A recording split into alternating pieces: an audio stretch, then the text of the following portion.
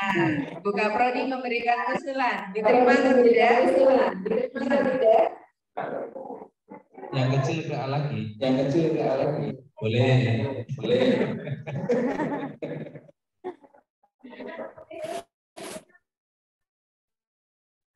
Tetap nanti ngangkat dua lagi.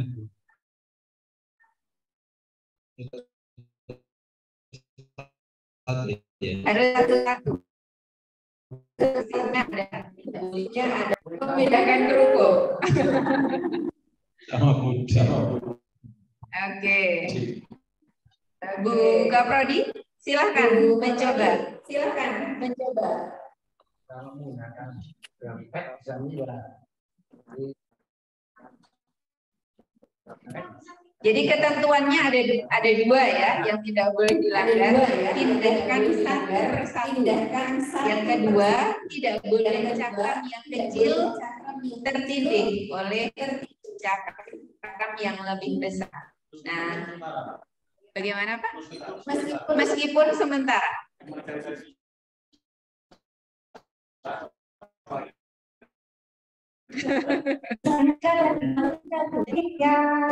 Nomor satu mas karena Iya, baik. Kita sepakati yang paling kecil di atasnya adalah nomor 1. Begitu seterusnya sampai pada cakram yang nomor 6. Nomor 1 ke C. Oke. Nomor 2 ke B. Oke. Oke, Dari C pindah ke B. nomor 3 ke C. Oke. Lalu Nomor 1 dari tower B pindah A. Oke. terus nomor 2 ke C. Oke. Berarti B kosong ya. Nomor 1 dari C. Nomor 1 dan tentu tower ini secara berurutan 1, 2, 3. Berikutnya Nomor 4 ke B. nomor 4 ke B. Lalu A. Lalu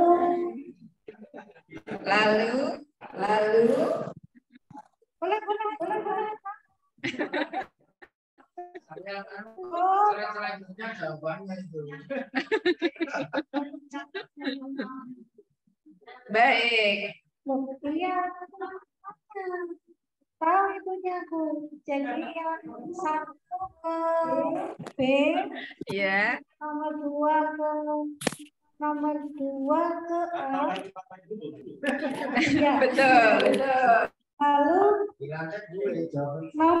nomor 4 tadi. Yang di C tadi nomor 4 ada di B. Oh, ya. Berarti yang nomor 3 Di C.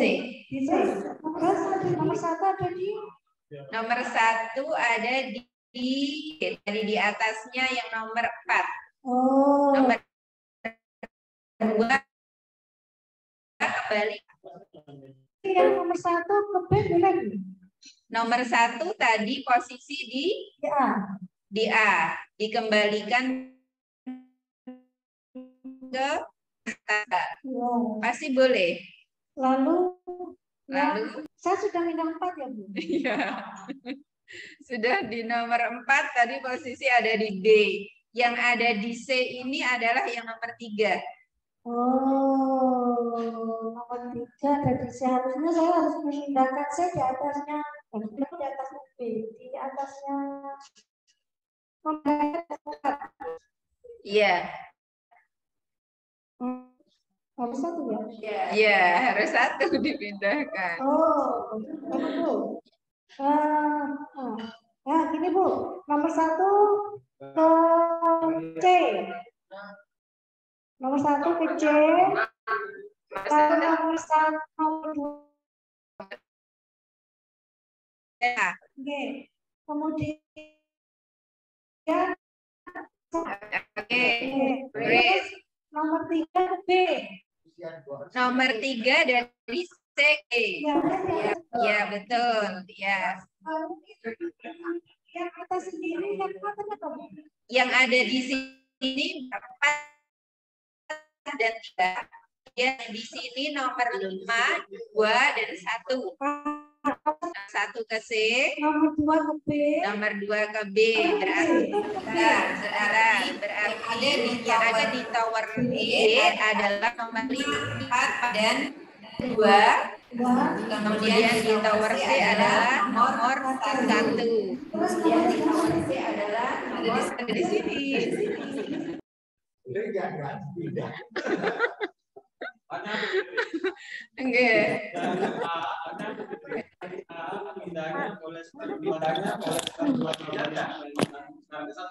Satu-satu.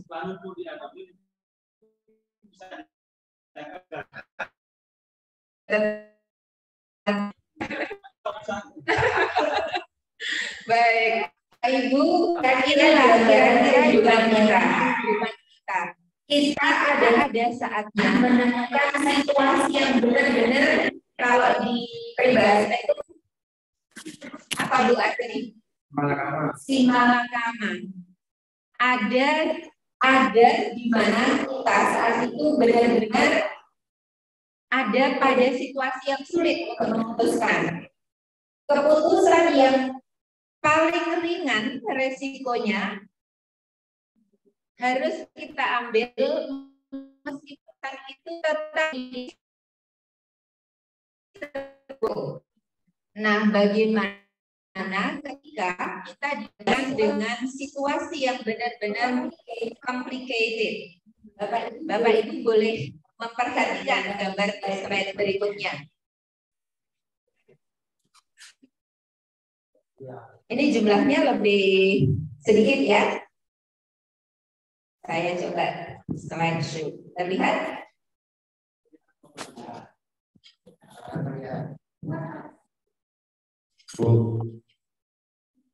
Suara? Oh baik, Pak Reza. Silakan. Saya penasaran tadi terkait dengan cakranya 27 cakram, tapi cakranya nggak ada sekali. Yang mana yang 27? Ini sebuah pengantar Pak. Jika ada 27 cakram, bagaimana cara memindahkannya? Ini kita diberi contoh yang lebih sedikit dulu. Tetapi kita ternyata sudah mentokkan di sini ya. Sangat sulit menemukan cara. Tadi buka prodi hampir bisa menyelesaikan. Nah, akhirnya kita harus belajar dengan cara ini. Ini lebih sedikit, kira-kira lebih mudah. Lebih mudah pastinya. Nah, gambaran apa yang kita bisa petik dari slide ini dan ini? Ini dipecah-pecah. Ada gambar yang hanya 2, ada yang 3, ada yang 4.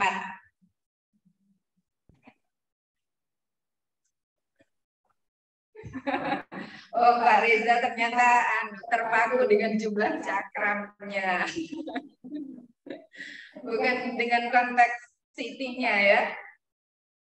Bapak Ibu, ketika kita dibenturkan dengan permasalahan yang complicated dan kita tidak bisa mengatasi solusi, mendapatkan solusi secara keseluruhan, maka langkah yang bisa kita lakukan menurut konsep City adalah breakdown dulu. Penyederhanaan masalah. Kita gali dulu. Kira-kira ini bersumber dari berapa masalah? Kita coba selesaikan satu persatu. Mana yang bisa diselesaikan terlebih dahulu.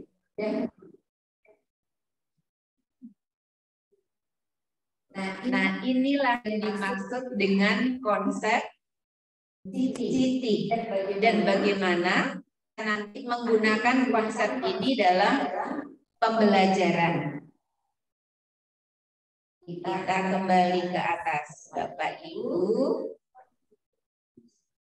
Ya, Pak Reza masih terkesan dengan cakramnya ya. Nanti kita hitung lagi ya Pak Reza, kira-kira cakram itu selesai di mana. Nanti hitung ya, dipindah-pindahkan satu persatu. Baik. Bapak Ibu, menurut beberapa pemateri yang kemarin memberikan penjelasan kepada kami, ada beberapa bentuk miskonsepsi yang pernah dilakukan oleh beberapa orang mengenai computational thinking ini. Yang pertama, sebenarnya SIP itu bukanlah tentang bagaimana cara menuliskan kode, meskipun mungkin kita akan memahami bahwa Siti itu sangat erat kaitannya dengan beberapa peralatan teknologi. Termasuk di dalamnya adalah komputer itu sendiri. Tetapi Siti bukanlah konsep tentang komputer. Yang terpenting dalam Siti adalah bagaimana memahami masalah, mengaturnya secara logis, dan menganalisisnya dengan detail dan relevan. Yang kedua, Siti bukanlah tentang keterampilan menghafal, tetapi Siti adalah tentang memahami dasar dan menerapkannya pada berbagai masalah. Yang ketiga, Siti bukanlah tentang bekerja seperti halnya komputer, tetapi lebih ke arah bahwa Siti adalah pikir seperti lainnya ilmuwan komputer. Jadi dia yang sebagai desainernya, bukan alatnya. Yang keempat, Siti bukanlah tentang keterampilan berhitung, tentang memahami dasar-dasar dan menerapkannya pada berbagai masalah, termasuk berhitung. Oke, nah Bapak Ibu, mari kita pelajari secara lebih detail atau lengkap.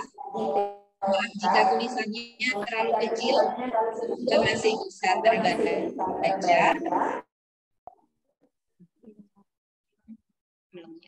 Saya stop share dulu.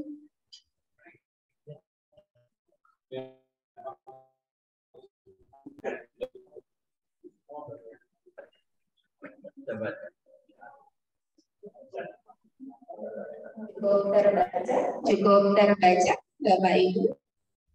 Baik, saya tidak perlu bacakan ya, Bapak Ibu akan lebih mudah jika membacanya secara mandiri dan bisa cermati. Kurang lebih 2 menit. Monggo Bapak Ibu, beberapa definisi yang diberikan beberapa ahli.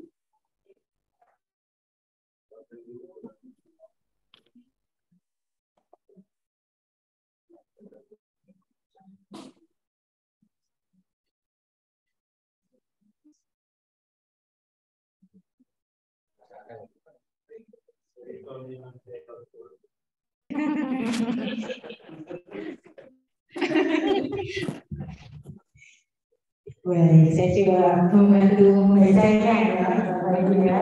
Tapi yang bahasa Indonesia saja ya, dengan bahasa Inggris. Ini menurut UI 2011, ini adalah proses dalam merumuskan masalah dengan solusinya, sehingga solusi dapat dilakukan secara efektif oleh agen pemrosesan informasi. Ini juga ada pendapat dari Dasgupta tahun 2021 bahwa Siti adalah kumpulan pendekatan pemecah masalah yang melibatkan pengungkapan sumber dan penyelesaian dengan cara yang bahkan dapat dilakukan oleh komputer. Kemudian Kemudian ini juga pendapatnya di et al. 2020. City adalah paradigma berpikir yang lebih mementingkan berpikir daripada komputasi. Nah, ini bagaimana tentang mencari cara memproses informasi yang dilakukan secara bertahap dalam efisiensi, kebenaran, dan keadilannya. Masih dua lagi, ada Israel et al. 2015. Peserta didik menggunakan komputer untuk memodelkan ide-ide mereka dan mengembangkan program. Yang terakhir ada Shu T et al. Itu sebagai landasan konseptual yang diperlukan untuk memecahkan masalah secara efektif dan efisien, yaitu secara algoritmik dengan atau tanpa bantuan komputer. Nah, solusi tanpa bantuan komputer dalam konteks berbeda.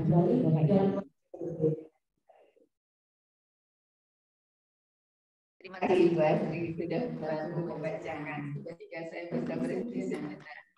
Ini beberapa definisi yang keluarkan oleh beberapa ahli, Bapak Ibu. Mari kita pelajari secara rinci dari masing-masing definisi ini muncullah beberapa komponen pada masing-masing ahli. Di situ sudah saya coba beri warna yang berbeda untuk memudahkan bagaimana masing-masing ahli mengutarakan pendapatnya terkait dengan komponen atau elemen dalam konsep City. Secara umum, ketika kita menyimpulkan dari beberapa pendapat tadi, ada 4 elemen dalam computational thinking. Boleh dimulai dari manapun, Bapak Ibu. Misalnya kita mau menjalankan proses penyelesaian gambar yang tadi. Kita ternyata perlu melakukan decomposition. Jadi kita breaking big problems into smaller, kemudian easier to manage problems. Jadi ketika ada complicated problem, kita perlu berlatih untuk menyelesaikannya dengan cara dekomposisi. Yang kedua, pattern recognition. Kita analisis dan kita cari sequence yang berulangnya seperti apa dari sebuah masalah itu, dan kita akan pelajari untuk membuat sebuah patternnya. Yang ketiga, ada algorithm design. Kita mencoba menyelesaikan sebuah masalah itu dengan step by step instruction. How something, sehingga kita bisa menemukan jalan jelas, bisa menemukan cara yang jelas dalam menyelesaikan sebuah masalah atau dalam melakukan sesuatu. Yang keempat, abstraction. Remove parts of a problem that are unnecessary and one solution work for multiple problems.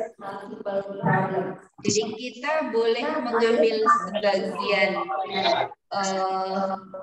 dari problem itu dengan membuang beberapa bagian yang unnecessary, yang tidak perlu, supaya kita bisa mengkonsepkan atau mengabstraksikan hal yang ingin kita temukan, hal yang ingin kita gambarkan. Nah, ini beberapa gambar atau contoh bagaimana masing-masing dari komponen atau elemen City tadi sebenarnya sudah seringkali hadir dalam kehidupan kita. Ada instruction yang jelas,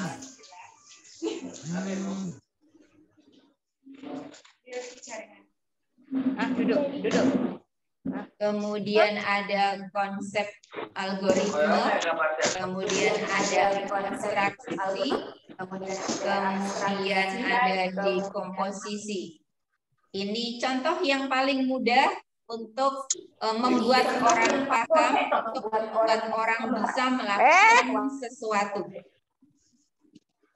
Dari sedikit informasi yang kita pelajari tadi, kira-kira menurut Bapak Ibu kita pelajari tadi, apakah kesamaan dari Titi dengan keterampilan berpikir lainnya?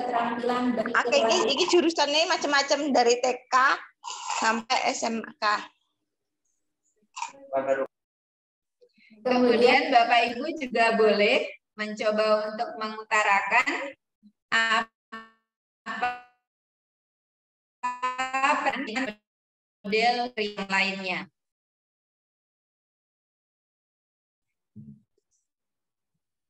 Tidak harus dijawab, tapi Bapak Ibu bisa memikirkannya, ya. Apa sebenarnya Siti, bedanya Siti atau kesamaan Siti dengan cara berpikir yang lain. Nanti akan kaitkan hal ini dengan problem solving.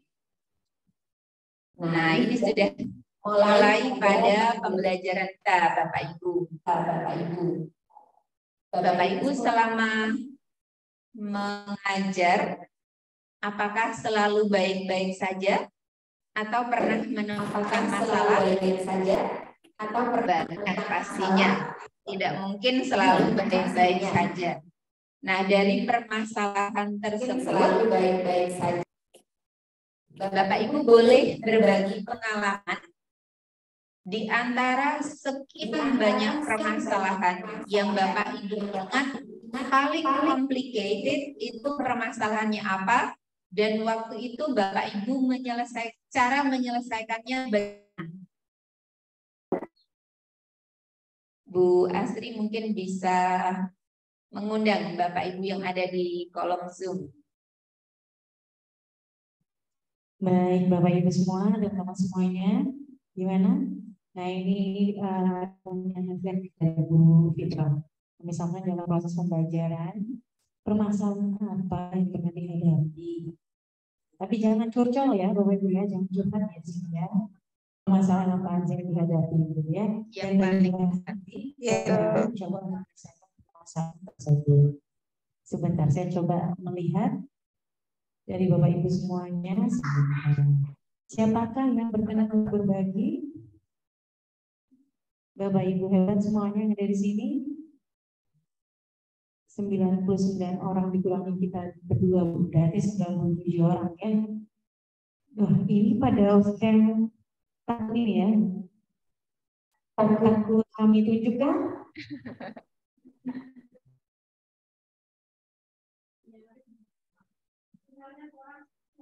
Oh, sinyalnya Bu Astri. Oke. Suara saya dengar kan? Benar, kalau Zoom. Baik, Bapak Ibu silakan. Siapa yang mau Ibu malam hari ini?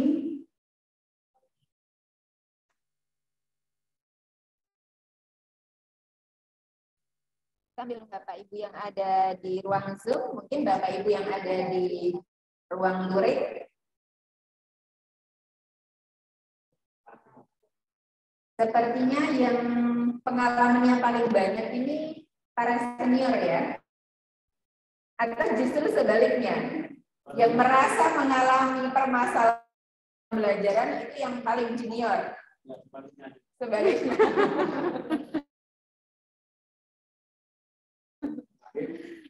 Pak Wahid, baik, silakan Pak Wahid. Sudah disebut oleh Pak Hakim kepada senior. Terima kasih.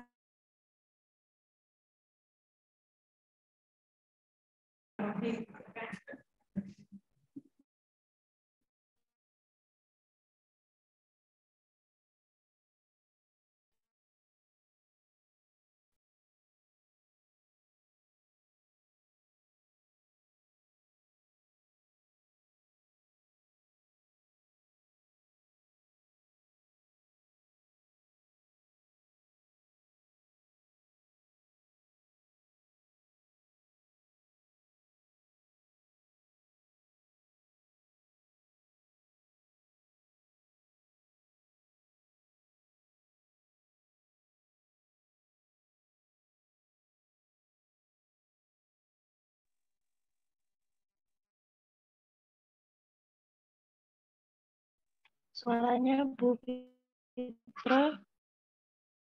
Ada satu yang Ya, seperti pada saat itu. berikan semacam tutorial langkah-langkah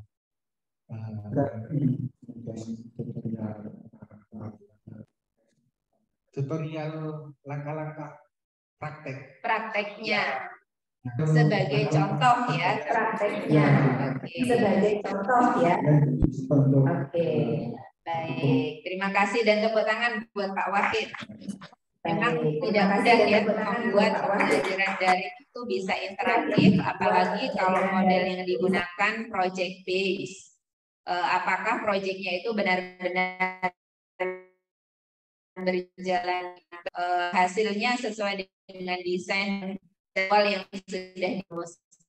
Ternyata dengan melakukan real sebagai contoh dalam menjalankan proyeknya atau menyusun membuat proyeknya. Bu Astri bisa dicek tuh di kolom Zoom adakah yang ingin berbagi? Oh, ya, silakan Bapak Ibu yang ada di kolom Zoom yang resnya tidak ya. Siapakah Bapak Ibu yang ingin berbagi? Silakan. Kalau salah jangan. Masih adakah di kolom Zoom ini? Masih adakah di kolom Zoom? Sepertinya belum ada. Kita lanjut ya Bapak Ibu.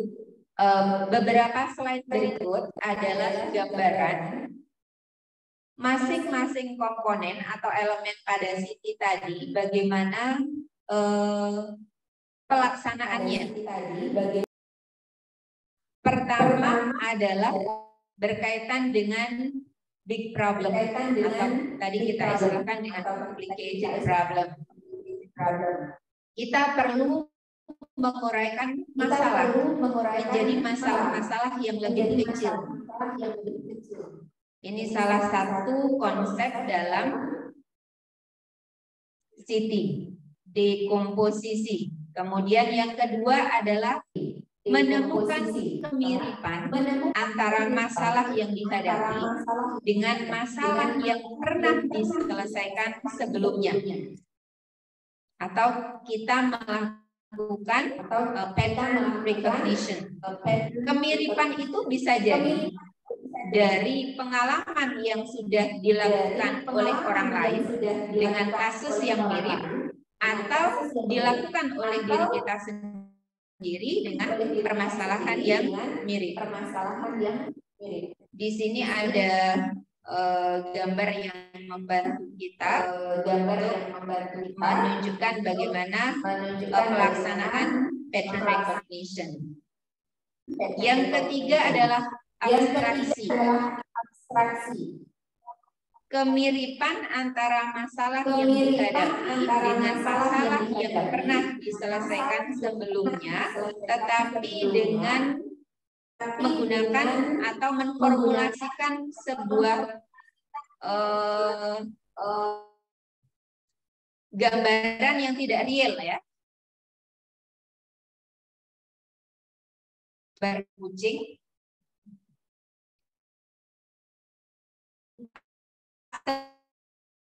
benar mirip, berarti benar persis seperti kucing itu mirip.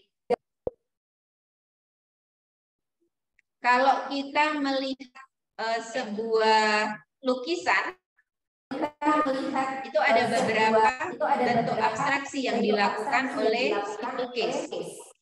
Ketika misalnya mau menggambarkan Candi Borobudur, pastilah di dalam gambar itu tidak benar-benar terdiri dari beberapa stupa yang begitu ya, tapi ada gambaran yang memang yang abstraksikan dari Candi Borobudur, sehingga orang memahaminya ketika melihat itu adalah sebuah Candi Borobudur.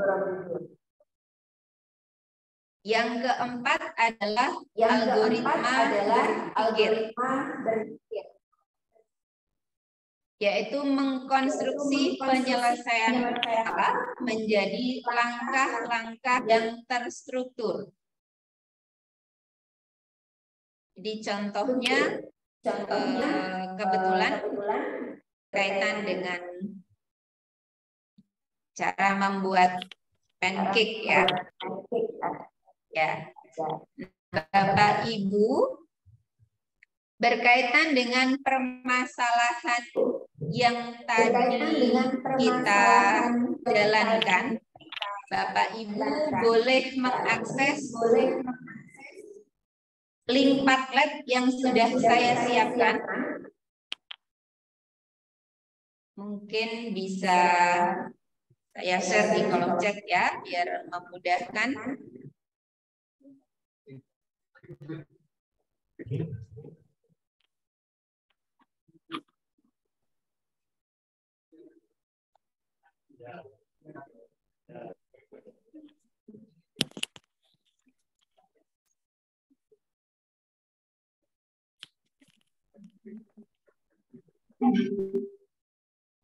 Bapak Ibu yang ada di Zoom boleh mengakses link Padlet yang sudah saya berikan di Zoom, boleh kolom chat. Bapak Ibu yang ada di luar luring boleh mencoba untuk mengakses link yang sama. Bapak Ibu silakan menuliskan di dalam Padlet itu boleh berupa kalimat atau suara. Apakah selama ini Bapak Ibu sudah melakukan satu komponen atau satu elemen atau bahkan lebih dari konsep Siti yang tadi sudah kita bahas.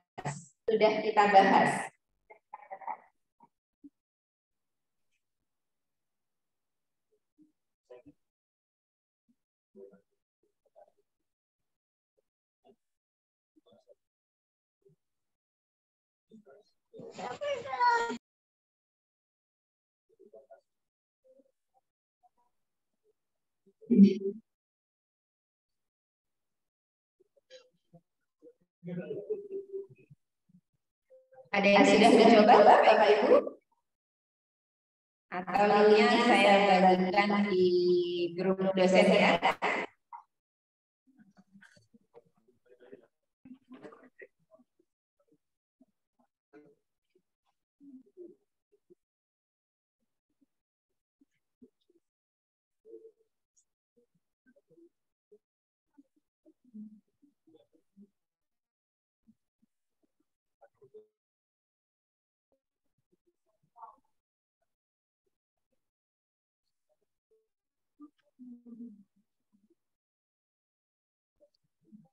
Ya, kalau Bapak Ibu pakai HP, kalau Bapak Ibu pakai HP, Bapak Ibu belum pernah mengakses Padlet, mungkin ada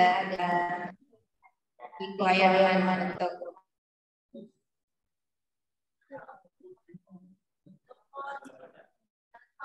not found.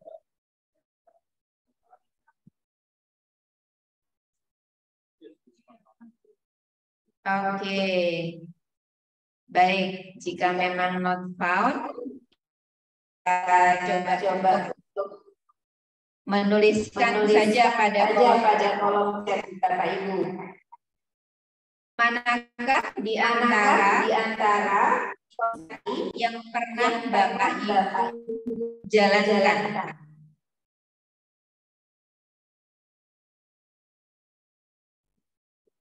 Apakah yang berkaitan dengan dekomposisi atau abstraksi,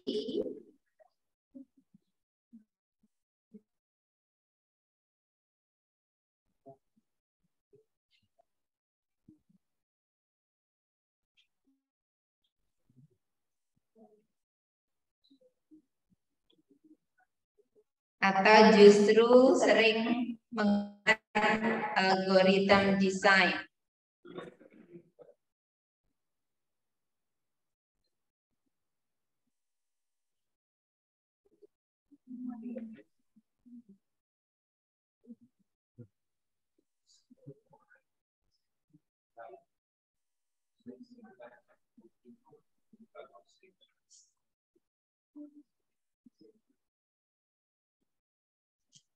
Bapak Ibu yang ada di Zoom boleh menuliskan pada project yang mana yang pernah Bapak Ibu jalankan dalam pembelajaran jarak jauh.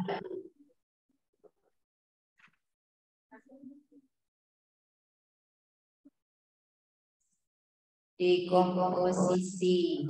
Oke, Indah.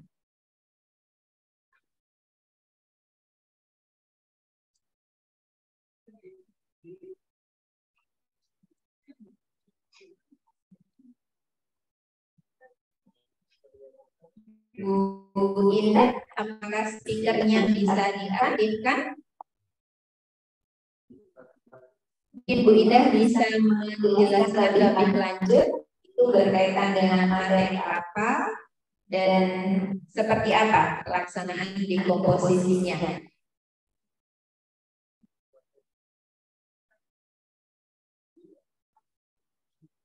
Menurut Pak Asep sepertinya abstraksi. Oke.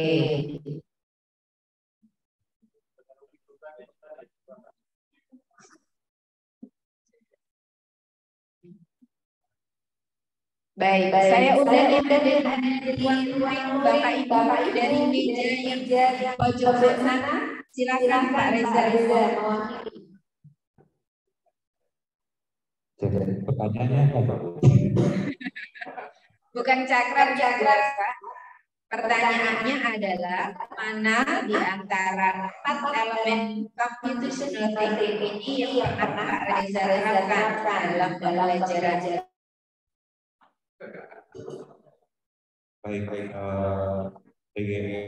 terkait matematikanya, kalau saya paham step by step di composition terkait salah, kemudian trennya itu cara untuk menyelesaikan, kemudian algoritma itu adalah peluncang itu kalau kita menemukan risiko komposisi salah atau dipilih, kemudian ada trennya itu adalah caranya menyelesaikan. Seperti itu. Setelah itu adalah algoritma itu adalah step by stepnya seperti yang tadi disampaikan bagaimana pembagian dari start, kemudian campurkan tepung, nah itu kan campurkan tepung, nah itu kan puncak. Abstraction ini narasi seperti itu, narasi yang disingkat. Jadi evolusinya adalah abstraksi itu. Jadi saya ini adalah adalah yang saya gunakan kalau di itu ya semuanya sudah baik, terima kasih Pak Reza. Saya undang dari meja yang belakang di sebelah kanan. Silakan Bapak Ibu. Wah, ibu semua ya ternyata. Oh, ada Bu Indah, katanya Bu Indah. Silakan Bu Indah. Katanya Bu Indah. Silakan Bu Indah. Dan hilangan ya. Ibu mohon maaf saya tidak tahu. Oh, baik, saya slideshow ya. Yang 30 kan orang ini. Terlihat?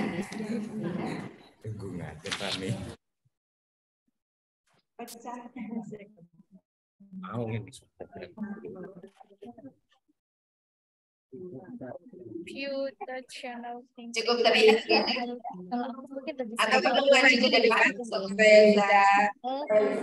dilihat dengan lebih jelas? Soalnya kan nggak berproject mana ini dulu ya, baru ini. Di bagian mana? Jam segini ngapain?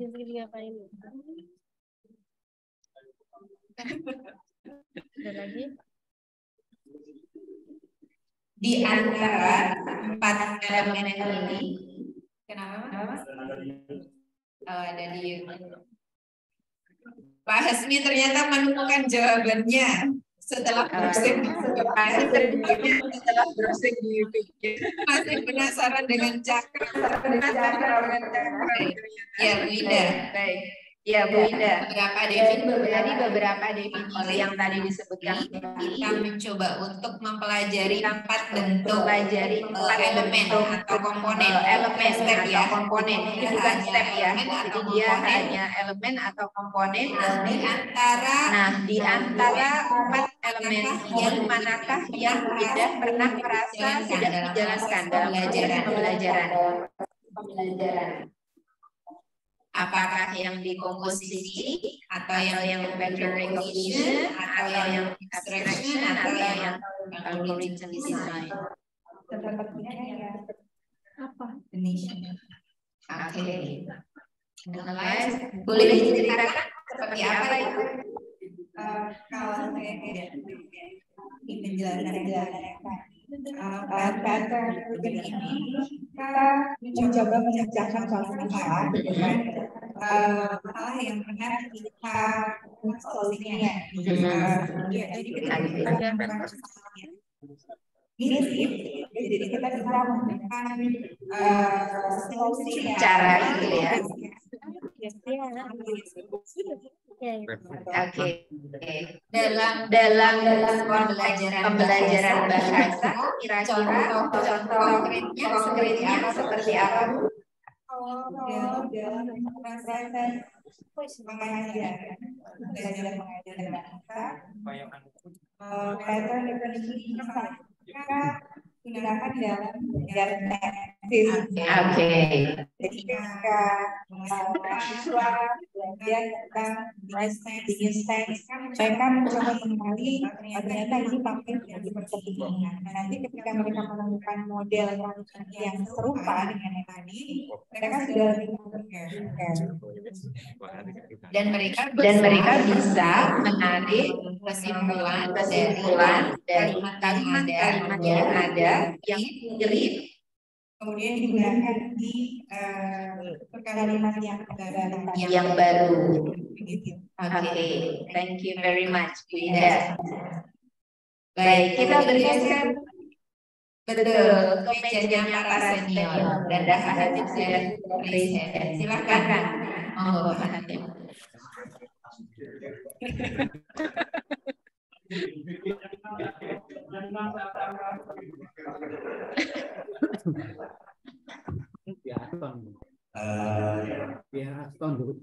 Saya boleh bagaimana ya?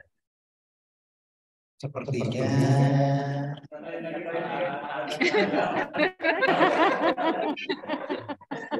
balik ke gambar. Ya. Saya memahami, saya berpikir komputasional. Yang pertama tidak bisa dilepaskan dari komputasi. Tadi ada pertanyaan apa perbedaan computational thinking dengan yang pasti persamanya sama-sama berpikir. Apa kekhasan dari komputasional?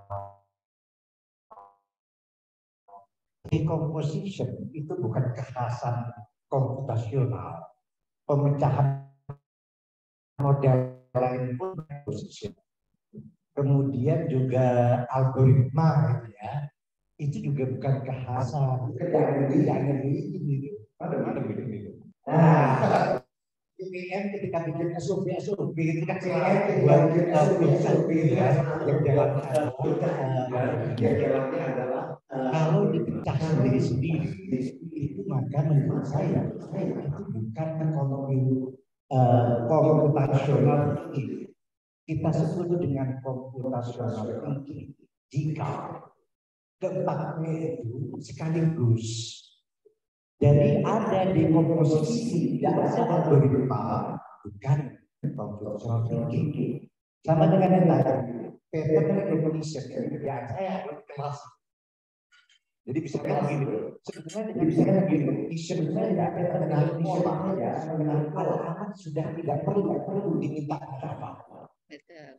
Contoh begini, saya sering buat mahasiswa, termasuk juga mahasiswa yang PPD, mana yang betul mensosialisasikan dan menyosialisasikan.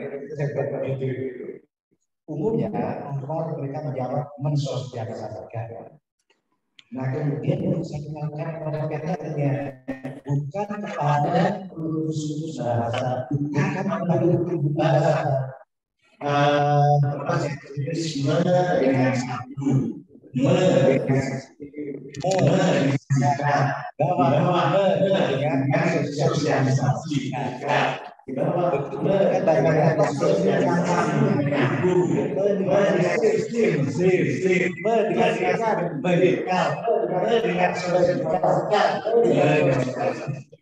artinya meskipun mereka tidak perlu hafal bahwa jika sebuah kata dasar diawali dengan S ketemu dengan awalan B, maka S dulu, tidak menghafal gitu. Tapi kalau dia sudah terbiasa mengenali pola, maka dia dengan sendirinya akan bisa memecahkan masalah yang dihadapinya. Sekedar mengenali pola itu bukan solusi. Maka dalam komputasional kalau pemahaman saya empat ini dengan kadar yang berbeda harus menjadi sebuah.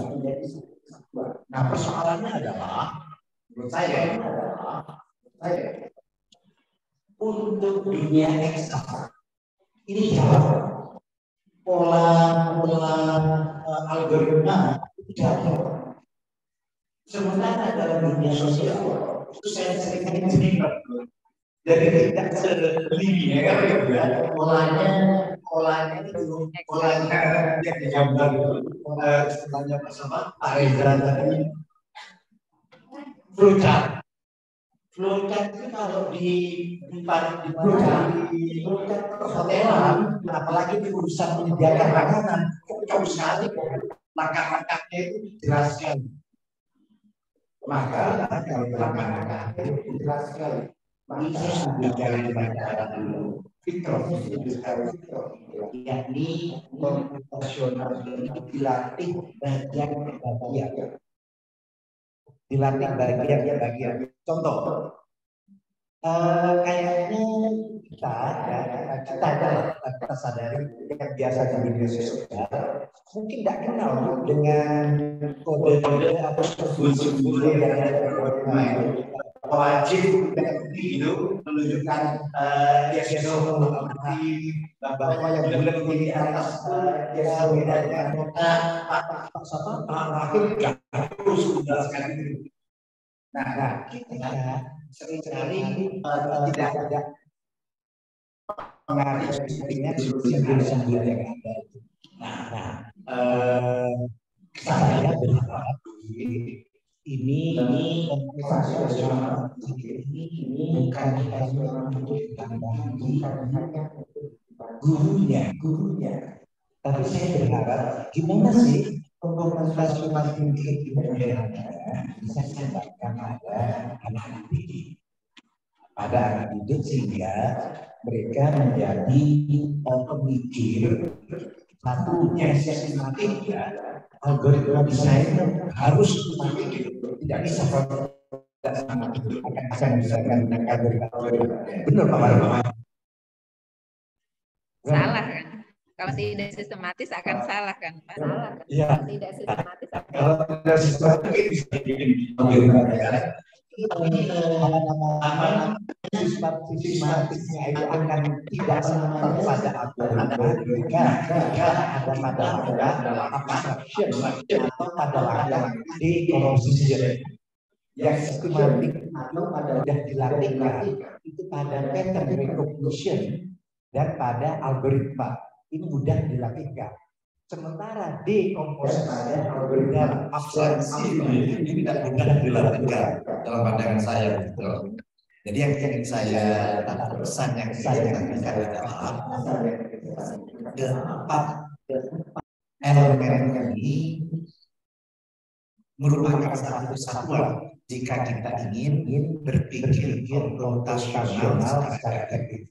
Namun demikian, untuk melatihnya, sekali lagi untuk melatihnya, kita bisa menggunakan dekomposisi. Yakni komputasional kita bagi menjadi elemen-elemennya dan itu dilatih bagian demi bagian. Terima kasih. Terima kasih banyak Pak Hadim sudah menjelaskan begitu gamblang bagaimana konsep dari conditional thinking ini kita terapkan dalam sebuah pembelajaran membentuk pola berpikir yang cukup sistematis, melatihkannya kepada peserta didik kita sehingga diharapkan dalam pembelajaran yang dikelola atau dikembangkan di PPG ini kita sudah mulai perlahan-lahan mengemas pembelajaran kita dengan menerapkan elemen-elemen yang ada pada sesi ini. Ada beberapa model pembelajaran yang sangat erat kaitannya bahkan di materi yang disampaikan oleh pemateri kemarin itu disebut secara jelas. Ya, mohon izin untuk melanjutkan yang tadi.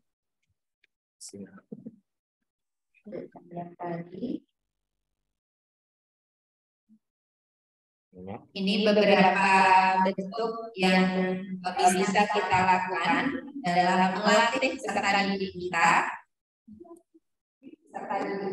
berpikir sesuai dengan atau sejalan dengan konsep ini.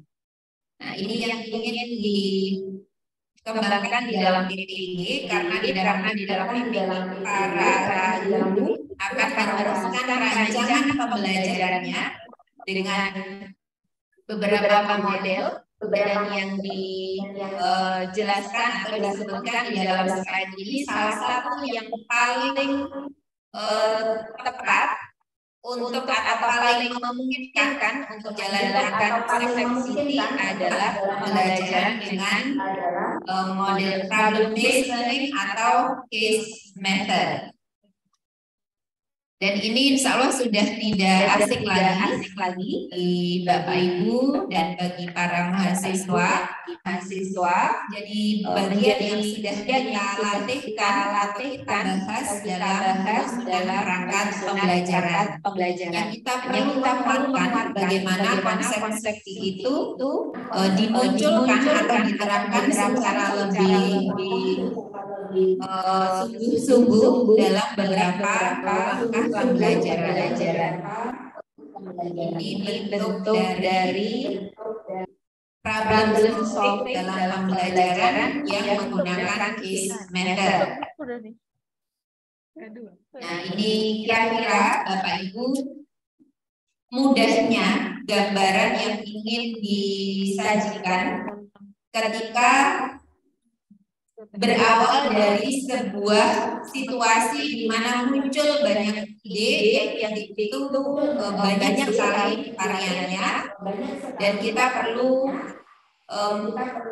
bagaimana mengenerate ideas dari awal sharing ideas kemudian kita mencoba untuk connecting ideas. Di dalam slide ini dicoba untuk digambarkan bagaimana siswa kita dorong untuk berlatih menyelesaikan dari banyak ide yang ada dengan cara mengelompokkan atau mengkoneksikan ide dengan cara yang mereka tempuh. Apakah mereka akan mengelompokkan ide itu berdasarkan isinya atau berdasarkan jumlah yang diusulkan atau berdasarkan yang lain. Di dalam penyelesaian masalah itu pasti nanti akan muncul banyak alternatif solusi. Dan masing-masing itu tentu memiliki alasan kenapa memunculkan alternatif solusi tersebut. Mereka mengelompokkannya berdasarkan apa, sehingga di dalam slide ini digambarkan dengan warna yang berbeda-beda. Nah, ini berkaitan dengan bagaimana dunia dosen atau pengajar di Indonesia yang kalau kita refleksikan ternyata pekerjaannya itu tidak hanya mengajar ya, sebuah permasalahan yang masing-masing orang menyikapinya, mengambil solusinya ternyata berbeda-beda. Dan kita masih seringkali menemukan dosen yang tidak mampu memanage masalahnya sendiri, sehingga tidak bisa menemukan solusi dari tugas yang diembannya, tidak teratasi.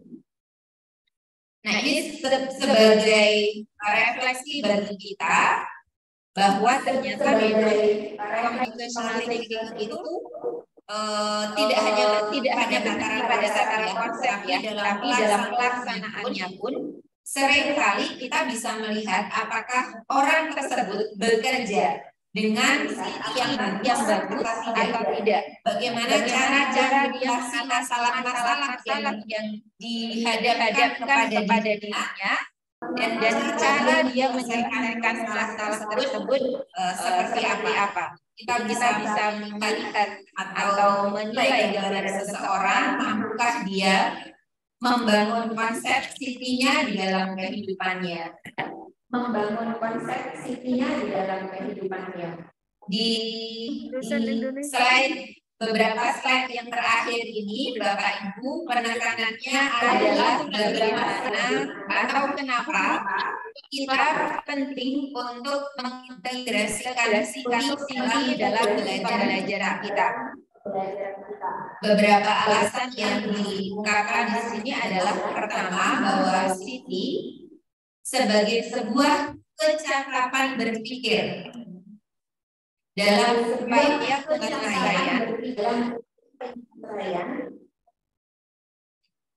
penyelesaian masalah tidak dapat diajarkan hanya secara konseptual semata, melainkan harus sampai pada penerapannya dalam berbagai konteks.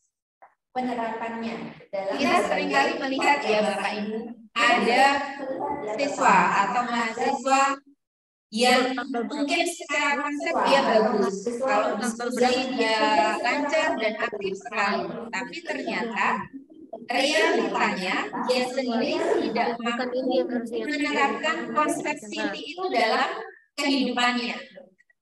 Jadi ada anak yang sangat cerdas, aktif, ternyata dia seringkali misalnya tugasnya tidak on time, atau sering datang terlambat, tidak mampu memanage waktunya, atau bahkan antara tugas satu mata kuliah dengan mata kuliah yang lainnya tidak terjalankan dengan baik.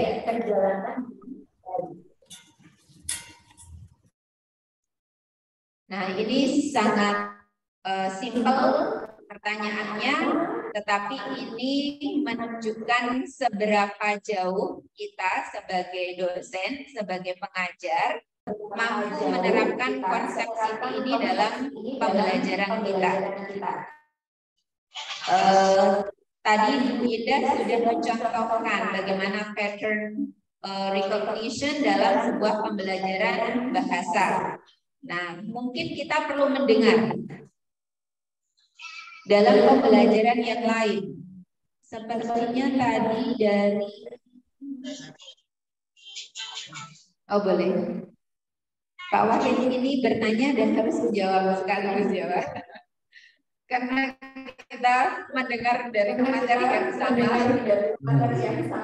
Ini dapat pertanyaan dia dapat menjawab sama terkait masalah ini.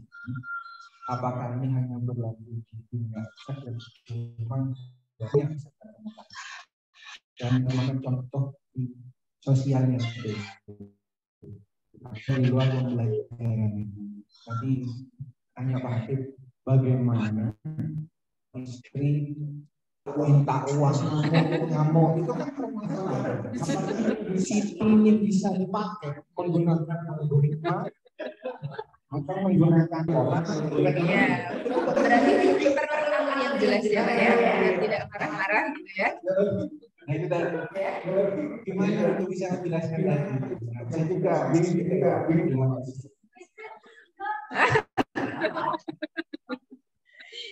Baik, mungkin perlu pakai abstraksi mungkin Pak. Jadi kalau istrinya sedang marah, gambarkanlah wajahnya sesuai dengan abstraksinya Pak Wahid gitu ya. Tunjukkan dulu gambar itu sebelum memberi uang.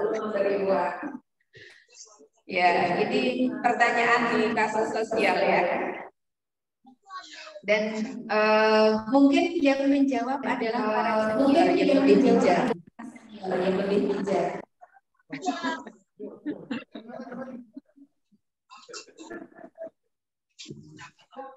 Monggo Pak Wijaya. Pak Hasmi monggo.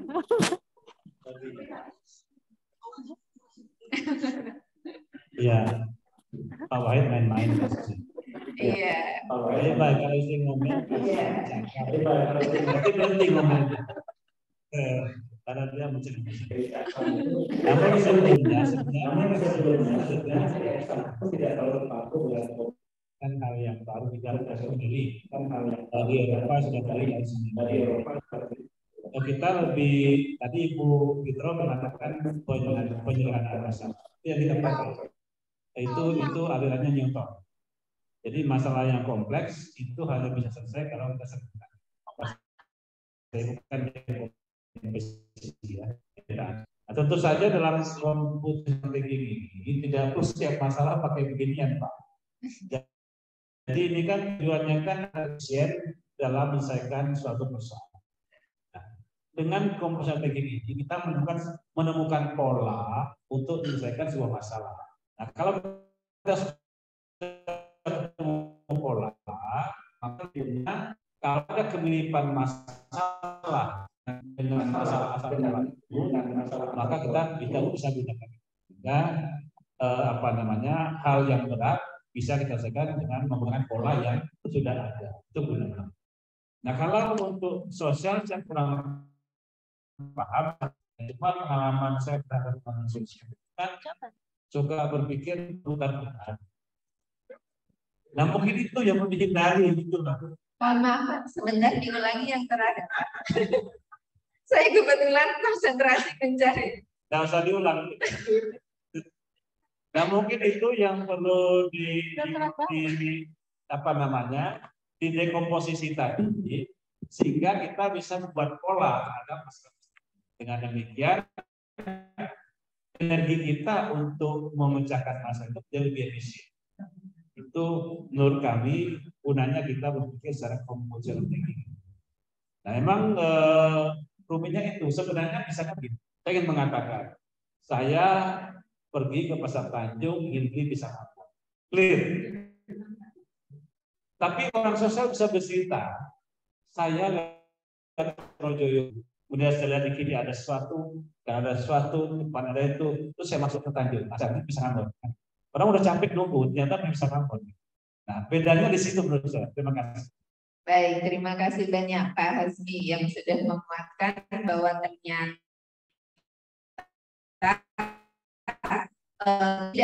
tidak semua situasi diselesaikan dengan model dengan konsep City.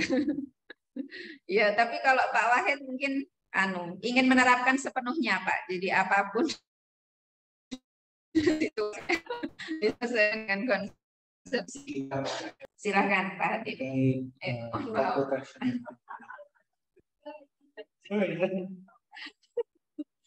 Silakan Mbak Wahid.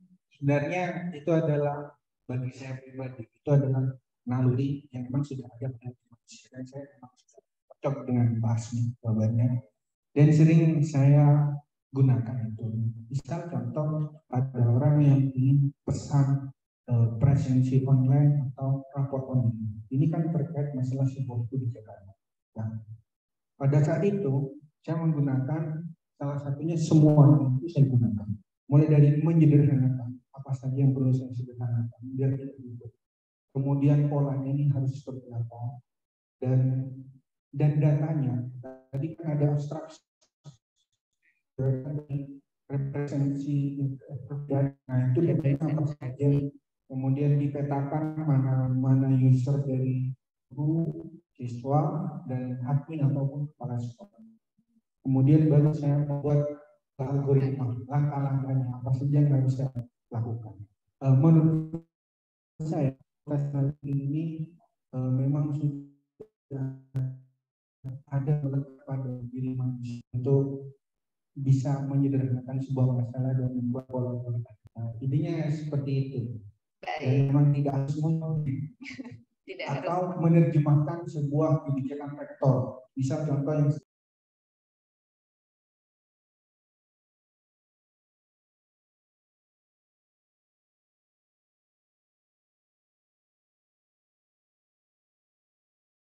RS. Nah, itu salah satu kebijakan yang sudah dilakukan menggunakan computational thinking. Nah, terima kasih. Contoh kecil ya.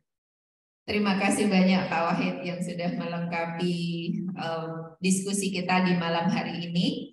Jadi memang manusia itu sudah dibekali dengan otak yang sedemikian rupa ya Bapak Ibu. Dan otak itu sangat mampu untuk dilatih oleh pemiliknya, karena ada yang tidak mau melatih otaknya, kadang malas berpikir gitu ya. Sangat memungkinkan untuk dilatih berpikir secara logis, sistematis, atau kalau mau kita lengkapi dengan 4 komponen dari konsep City tadi. Dan kita berharap di dalam slide terakhir yang saya tayangkan tadi, bagaimana semua elemen atau komponen di dalam City itu bisa kita terapkan dalam pembelajaran kita. Jadi masing-masing topik kita mau mengawali pembelajaran kita dengan cara yang mana, dengan elemen atau komponen yang mana, supaya siswa terasah kemampuannya untuk berpikir sesuai dengan konsep City. Apakah misalnya dalam topik tertentu Bapak Ibu akan menyajikan materi dengan menerapkan yang dikomposisi, atau di pertemuan yang lain Bapak Ibu akan menerapkan yang algoritma, atau dijalankan secara keseluruhan. Nah, Bapak Ibu yang memiliki kompetensi bagaimana pada masing-masing mapel kuliah Bapak Ibu menerapkan konsep City itu dalam pembelajaran. Siswa akan terasah kemampuan berpikirnya secara sistem logis tadi, dan supaya siswa benar-benar mensyukuri otak yang sudah Allah titipkan dengan cara yang baik dalam berpikir, sehingga kehidupannya pun akan bisa dijalankan dengan lebih baik. Bapak Ibu, mungkin ini memang ingat yang sangat logis ya. Jadi sudah menunjukkan pukul 9 dan ternyata laptop saya baterainya habis, tidak bisa menayangkan slide lagi. Itu titipan dari kami para materi yang sesungguhnya kami ini bertiga, ada Pak Wakil dan kami bertiga, ada Pak Wakil yang diutus oleh Ibu Kaprodi untuk mengikuti diseminasi materi dalam thinking. Semua yang kami sampaikan, bila ada salah dan kurangnya, mohon maaf yang sebesar-besarnya. Semoga kita bisa menerapkan konsep City ini dalam pembelajaran kita, sehingga kita bisa mengasah keterampilan peserta didik kita untuk berpikir secara lebih baik dengan konsep City ini. Saya kembalikan kepada Ibu Astri sebagai moderator, dan mudah-mudahan Pak Reza tidak penasaran lagi dengan cakramnya. Sekali lagi terima kasih dan mohon maaf. Assalamualaikum warahmatullahi wabarakatuh. Waalaikumsalam warahmatullahi wabarakatuh. Kita beri tepuk tangan yang mulia untuk Bu Vila dulu. Terima kasih banyak Ibu atas materinya. Ibu mohon maaf masih satu boleh kami terima silakan.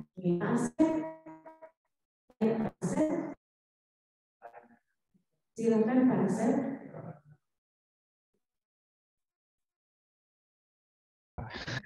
Pak Astri. Oh iya, ini Pak. Gimana?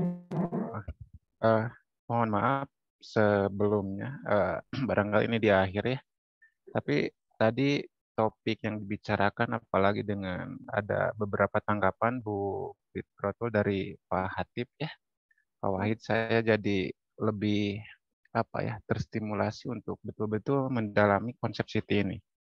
Menurut saya tadi awalnya kan saya waktu di chat tadi Bu Fitrotul melontarkan pertanyaan, apa pengalaman dari 4 langkah ini yang pernah saya lakukan. Salah satunya adalah abstraksi ya. Saya pernah melakukannya ketika membahas tentang organ ginjal. Saya menyuruh anak-anak membawa kacang-kacangan, Bu Fitrotul, ya, yang mirip dengan ginjal. Jadi ada kacang panjang, kacang kedelai kayak gitu. Itu yang menjadi alasan. Tapi sempat mengatakan bahwasannya keempat tersebut adalah sebuah langkah-langkah dalam Siti tersebut. Saya sepakat itu, tapi kalau boleh saya berpendapat, saya rasa keempat komponen tidak harus dalam sebuah circle, menurut saya tidak harus seperti itu. Jadi sifatnya adalah situasional. Karena apa? Karakteristik mapel, karakteristik anak di tiap-tiap kita itu pasti berbeda gitu. Dalam satu kelas pun pasti berbeda. Jadi tadi Bu Fitrotul sedikit mengulas tentang ada anak yang lebih cenderung dia visualnya yang lebih tajam gitu ya, atau barangkali auditorinya. Nah itu barangkali. Jadi emang ini adalah sebuah empat komponen tersebut adalah sebuah tadi Pak Hatip mengatakannya terintegrasi gitu, tidak bisa dipisahkan. Tapi di situasi tertentu saya pikir ini harus dipisah-pisah juga gitu. Maksudnya seperti itu, situasional. Jadi kita harus menerapkan dekomposisi ketika menghadapi anak yang tipikalnya seperti apa gitu. Kita menerapkan abstraksi yang cara berpikir anak seperti apa. Nah itu. Jadi kembali lagi kepada karakteristik anak dan karakteristik cara belajar anak yang kita hadapi. Mungkin seperti itu Bu Fitrotul. Mohon maaf jika waktunya tersita untuk ditutup. Terima kasih Bu Astri. Terima kasih banyak Pak Asep. Ya, memang satu pertimbangan terpenting yang harus kita perhatikan adalah bagaimana peserta didik kita ya, mulai dari gaya belajarnya, kemudian minatnya, kasihannya. Dan juga penting bagi kita untuk memperhatikan atau permasalahan yang ingin kita gulirkan. Kira-kira permasalahan yang kita gulirkan itu akan kita ajarkan bagi anak untuk menerapkan komponen atau elemen yang mana dalam mengambil solusinya. Itu juga menjadi hal penting untuk dipertimbangkan. Permasalahan yang berbeda akan mengambil komponen yang berbeda penyelesaiannya. Terima kasih banyak Pak As sudah melengkapi dari diskusi kita malam ini. Saya kembalikan kepada Bu As. Baik, terima kasih Asep dan Bapak Ibu semuanya. Dan saya rasa memang masih kurang sekali ya Bapak Ibu ya. Mungkin lain kali kita bisa melanjutkan diskusi bersama lagi. Tadi yang jelas bisa menambah pengetahuan kita bersama ya Bapak Ibu ya. Baik, kalau untuk penutup ini tadi saya buka dengan pantun ya. Berarti saya harus tutup juga dengan pantun. Nah, saya mau pantunnya dari teman-teman semua yang ada di Zoom. Adakah yang berkenan dengan pantun? Atau Pak Hasmi di sini menutupnya dengan pantun? Adakah teman-teman yang ingin berpantun menutup? Mas Red ke Pak Reza? Pantun? Tutuplah. Pantun cakram. Temanya adalah cakram. Ayo, 5 menit. Temanya cakram. Baiklah, pantun penutup. Burung irian, burung cendrawasih. Terima kasih. Terima kasih banyak Bapaknya atas semangatnya yang luar biasa. Barakallah, semoga semua ilmu semuanya bermanfaat untuk kita semua. Terima kasih Bu Fitra atas hadirannya dan juga diskusinya bersama untuk malam hari dan materi yang sangat luar biasa untuk kami. Terima kasih, sehat-sehat selalu Bapak Ibu. Mohon izin, mohon maaf jika ada yang kurang berkenan ya selama kita bertemu pada hari ini. Terima kasih. Assalamualaikum warahmatullahi wabarakatuh.